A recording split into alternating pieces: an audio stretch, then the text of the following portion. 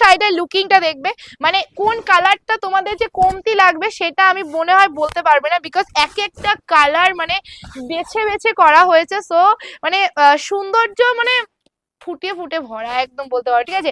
এটা আছে তোমাদের পুরো আঁচলটা ফুললি মিনা ওয়ার্ক থাকবে। এন্ড এটা আছে তোমাদের ফুল শাড়িটার বডির যে কাজটা দিয়েছে ও এম জি কাজ বলতে পারো, ও মাই গড, মানে আম, খুব একটা বলে বোঝাতে পারবো না, একদম অন্যরকম একটা ফিলিংস আসছে। তোমরা অনেকেই বলবে পয়লা বৈশাখ তো চলে গেল দিদি, মানে আস্তে আস্তে চলেও যাচ্ছে, তো শাড়ি মানে পুজোর কালেকশন কবে দেখাচ্ছ? এইগুলো, এইটা হলো জামাই ষষ্ঠী কালেকশন, তাই না? ঠিক বলছি না, পুজোরও কালেকশন বলতে পারো, বিকজ পুজোতে কিন্তু এরকম ফাটিয়ে দেওয়া কিছু কালেকশনই তোমাদের পড়তে হবে। অ্যান্ড শাড়িটার মেটেরিয়ালটা আমি তোমাদের বলে বোঝাতে পারবো না কতটা সফটনেস আছে।